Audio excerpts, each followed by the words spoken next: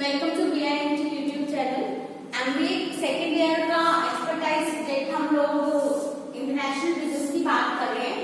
ठीक है, इसमें मेरे पास टॉपिक है आपका इम्पोर्ट एक्सपोर्ट डॉक्यूमेंटेशन। ठीक है, KMB 03 KMB-IB 03 दैट इज। ठीक है, रजिस्ट्रेशन प्रोसेस की बात कर रहे थे। कल हम लोगों ने कौन सा सर्टिफिकेट लास्ट क्लास में कौन सा सर्टिफिकेट इशू कराया था? IEC that is import export certificate. ठीक है, आज हम इशू कराने के बारे में पढ़ेंगे RCMC that is registration come membership certificate. Registration come membership certificate. ठीक है, इसको हम लोग एक्सपोर्ट प्रोडक्ट काउंसिलिंग बोर्ड से रजिस्टर कराते हैं। ठीक है, तो आइए देखिए इसमें क्या क्या आपको जरूरत पड़ती है या किस तरह से रजिस्ट्रेशन कराया जाता है, कहाँ रजिस्ट्रेशन कराया जाता है। RCMC that is registration cum membership certificate is certified that validates an exporter dealing with product registered with an LLC or organization that may authorized by the government। तो ये आपका जो सर्टिफिकेट है ये क्या बताता है कि आप ऐसे प्रोडक्ट में डील कर रहे हैं जो आपकी कंपनी बना रही है और गवर्नमेंट ने ऑथराइज कर रखा है एक्सपोर्ट इंपोर्ट करने के लिए। ठीक है, नॉन ऑथराइज आपको मैंने बताया था कौन कौन से थे, गर्ल्स थे, है ना, न्यूक्लियर वेपन्स थे। ठीक है, ऑटोमेटिक गन्स, ड्रग्स वगैरह ये क्या होते हैं आपके अनऑथराइज होते हैं। ठीक है, अनलिस्टेड है गवर्नमेंट के एक्सपोर्टिंग लिस्ट में। चलिए, this certificate is issued for 5 years by export promotion council community of India. ठीक है, कितने सालों के लिए आपको ये सर्टिफिकेट इशू किया जाता है? 5 years के लिए। ठीक है, 5 years के बाद आप क्या कराएंगे? इसे रिन्यू कराएंगे। ठीक है, an exporter desiring to obtain an RCMC has to declare his mainstream business in the application। जिस भी एक्सपोर्टर को RCMC लेनी है आपको एप्लीकेशन में अपने बिजनेस की मेन स्ट्रीम बतानी पड़ेगी। Okay, this application would be submitted to export promotion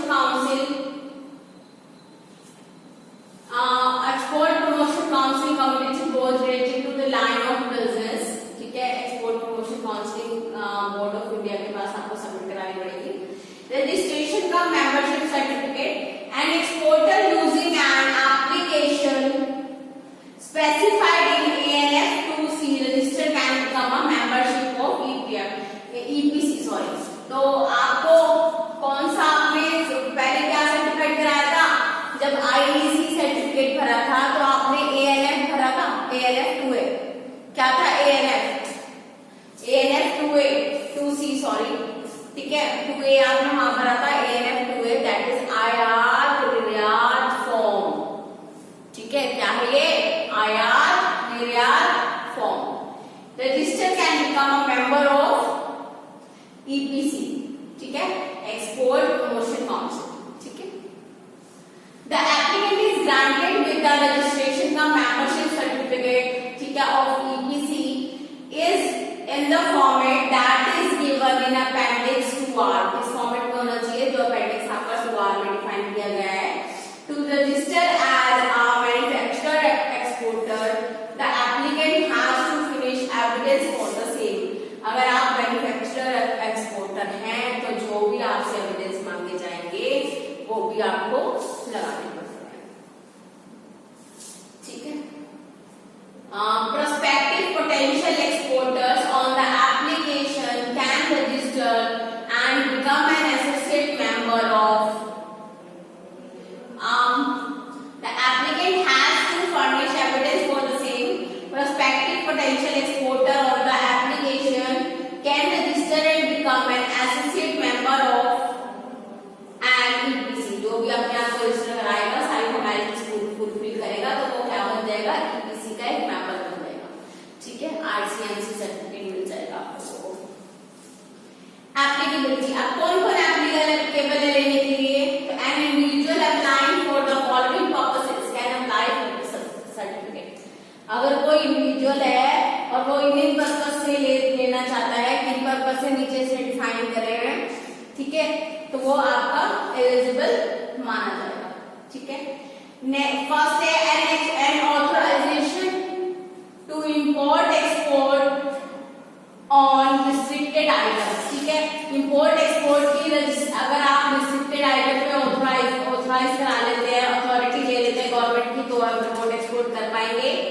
और ये सर्टिफिकेट ले पाएंगे टू सीक बेनिफिट्स और concession under the foreign trade policy. अगर आप लोगों ने एफटीपी से कंसेशन ले लिया है, लाइक कोई ड्यूटी ड्रॉबैक है, ड्यूटी क्रेडिट स्किल्स वगैरह है, ठीक है, तो आप एक्सपोर्ट कर पाएंगे।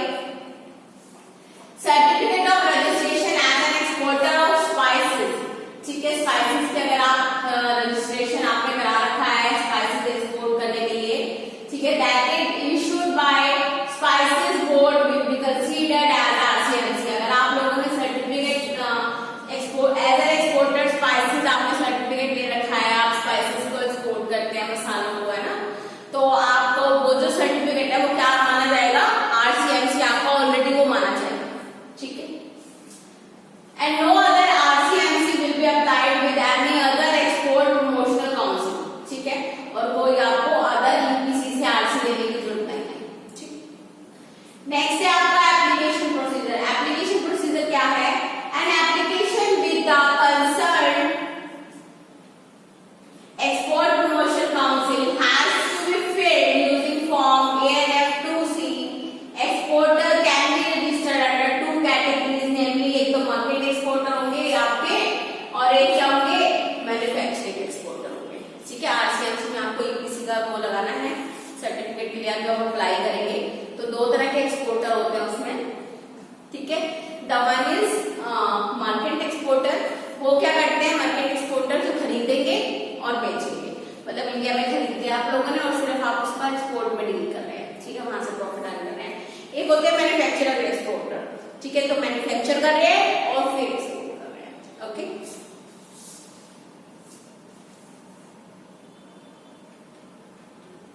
On opting the manufacturing exporter, a proof substantiating the same has to be submitted.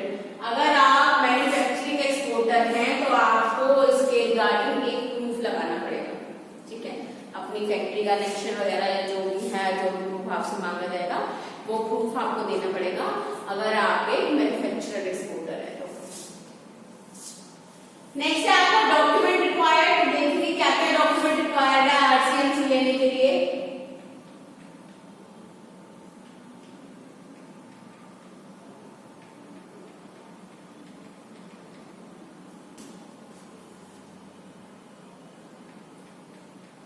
एक मिनट का होल्ड रखूंगी मैं।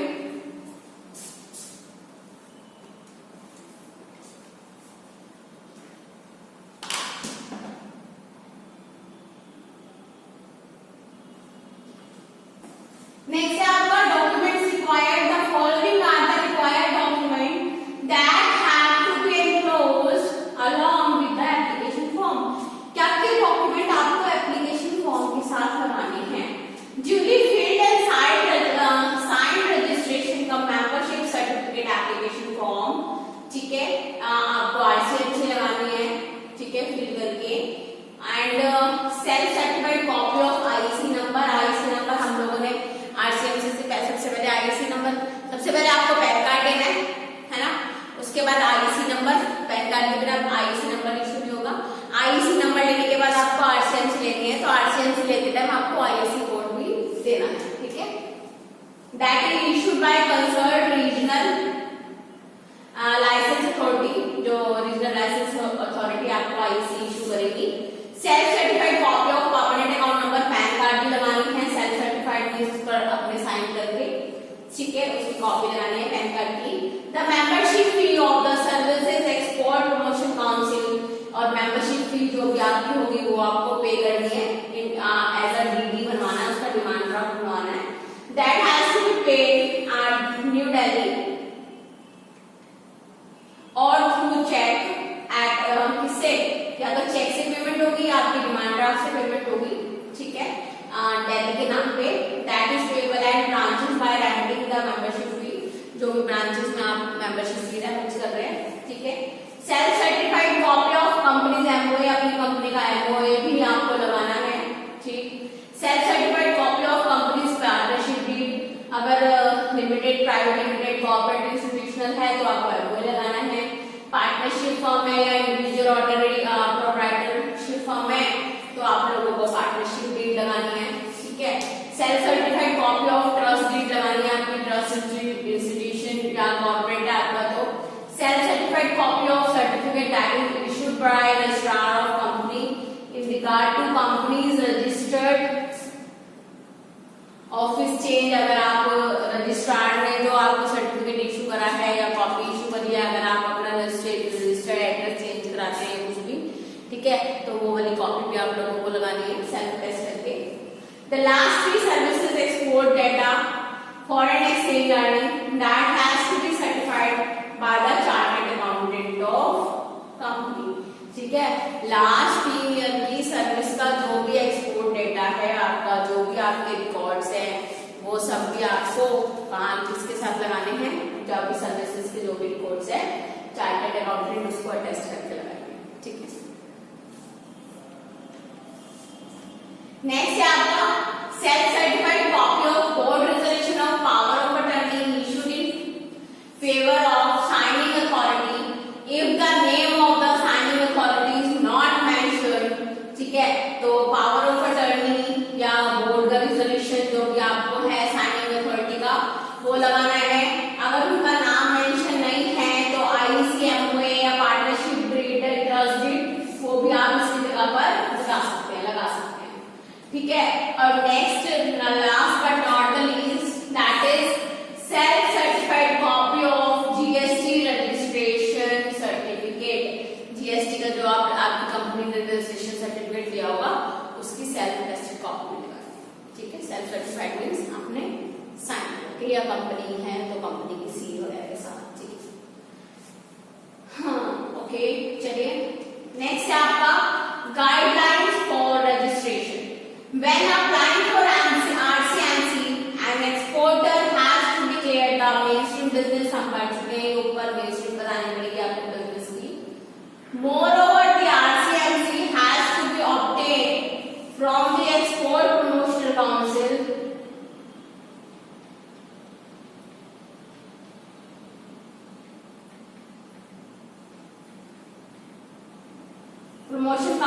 depending on the business. If a person is running a coconut business, the person comes under coconut development board. So जिस भी development board के अंदर आप आते हैं, अगर आप मैन्युफैक्चरर हैं, ठीक है, तो वो भी आप लोगों को बताना पड़ेगा।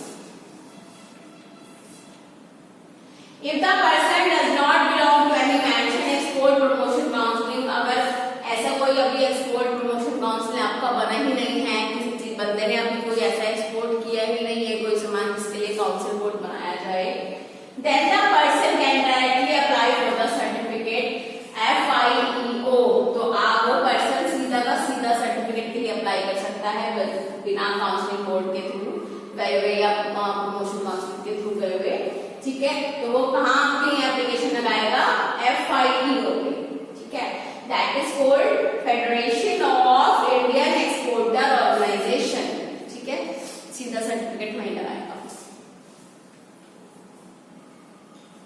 Those multi-product exporters who are not registered with an EPC or if the stream of business is yet to be confirmed, ठीक है, वो एक्सपोर्टर जो EPC में रजिस्टर्ड नहीं है या फिर उनकी जो बिजनेस की स्ट्रीम है वो अब भी कंफर्म होनी बची है, then the exporter has an option to obtain RCMC from FIEO। अगर आप लोगों के उसका प्रोडक्ट का रजिस्ट्रेशन नहीं हुआ है तो आप RCMC के लिए अप्लाई सीधा कहाँ पर करेंगे, FIEO में करेंगे, ठीक है।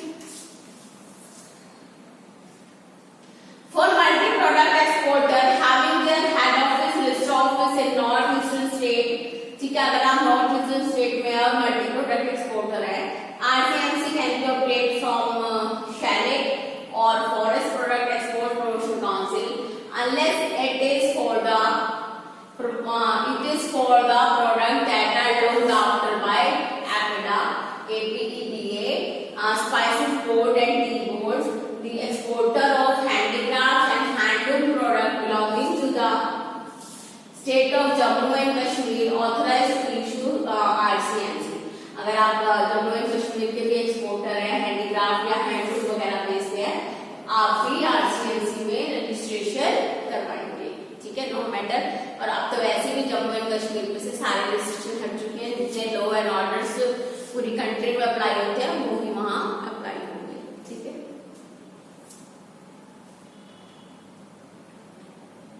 RCMC registration under promotion council, total number of 26 export promotion council and 9 community board are present in India. कितने एक्सपोर्ट प्रमोशन काउंसिल हैं आपके? 26 और 9 आपकी कम्युनिटी बोर्ड है, ठीक है। Communities board and the export promotion council in India are the concern authorities for issuing RCMC. सिर्फ यही दो है आपके, सॉरी 26 एक्सपोर्ट प्रमोशन काउंसिल और 9 कम्युनिटीज बोर्ड, सिर्फ यही इन्हीं को अथॉरिटी है आपका आरसीएमसी इशू करने की, ठीक है। These institutions have been authorized by the central government to issue RCMC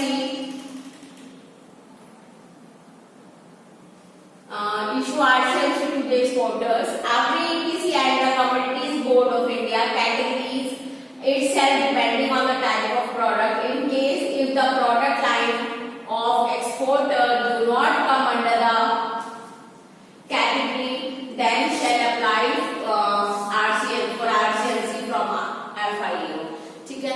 ये सब वही बात बताने के लिए हम पढ़ाएंगे मैंने कि अगर आपका कोई भी प्रोडक्ट ऐसा है जो अभी तक एक्सपोर्ट काउंसिल की नजरों में आए नहीं है एक्सपोर्ट करने के लिए, तो आप लोग क्या करेंगे, तो आप लोग इसका आरसीएमसी इशू कराने के लिए कहाँ जाएंगे, क्या इशू किससे कराएंगे?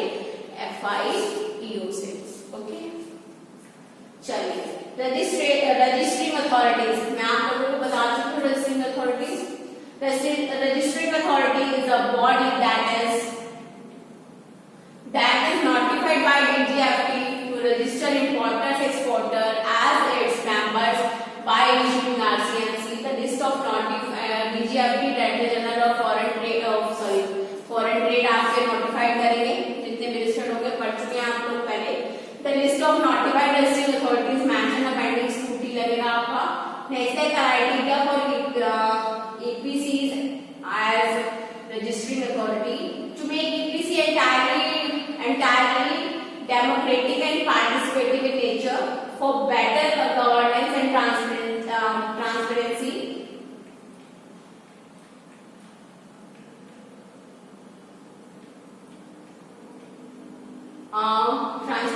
The criteria of function as registering authority are given below. तो क्या क्या है आपके ट्रांसपेरेंसीज, क्या क्या है? फर्स्ट है e voting is electronic voting that would be mandatory for election to the post of vice chairman, vice president and exclusive committee member with ensuring wider participation. Tenure of elected head आपके more than 2 year काम नहीं कर सकते हैं, ठीक है। तो आप आरसीएमसी के क्या था, रजिस्टर कम मेंबरशिप सर्टिफिकेट, तो आपको आरसीएमसी की एक मेंबरशिप में मिलती है ट्रेड की, ठीक है। तो वहां पर आप लोगों का रजिस्ट्रिंग राइट हो जाता है, वो आपकी ई वोटिंग होती है, इलेक्ट्रॉनिक वोटिंग होती है, ठीक है। इससे आप लोग क्या होते हैं, एक पार्टिसिपेंट मतलब इनके बढ़ते चले जाते हैं, ठीक है। और इसमें मेंबरशिप जो मेंबर चूज करते हैं आप लोग, या हेड चूज करते हैं, ठीक है, वो मोर देन 2 ईयर आपका वर्क नहीं कर सकता। The election of chairman or president of the EPC is done via vice chairman, vice president route. Therefore, any member having the head of post of chairman, president and vice chairman, vice president can be come back as vice chairman after a minimum gap of 4 years. अगर वो vice president बन चुका है या vice chairman बन चुका है ना, एक पर एक चीज बन चुका है, तो 4 साल के गैप में वो दूसरी पोस्ट के लिए अप्लाई कर सकता है, ठीक है। चेयरमैन बन चुका है तो प्रेसिडेंट के लिए अप्लाई कर सकता है, प्रेसिडेंट बन चुका है तो चेयरमैन के लिए अप्लाई कर सकता है, simple. Direction of the central government, अब सेंट्रल गवर्नमेंट का इसमें क्या रोल होता है? EPCs that act as registering authorities abides with all direction of the central government. सारी डायरेक्शन इसको डायरेक्ट कौन करता है? सेंट्रल गवर्नमेंट करती है, ठीक है। Promotion and development of international trade, ठीक है, इसकी इंटरनेशनल ट्रेड की promotion and development. Okay students, easy part था, ठीक है। आरसीएमसी रजिस्ट्रेशन का मेंबरशिप सर्टिफिकेट पढ़ लीजिएगा। किसी को कोई भी दिक्कत हो कमेंट बॉक्स में आप कमेंट करके अपनी क्वेरी दे सकते हैं। जितने भी आपको प्रॉब्लम सॉल्विंग सेशन मिलेंगे, ठीक है, वहां भी आकर आप क्वेरी दे सकते हैं। Okay students, thank you.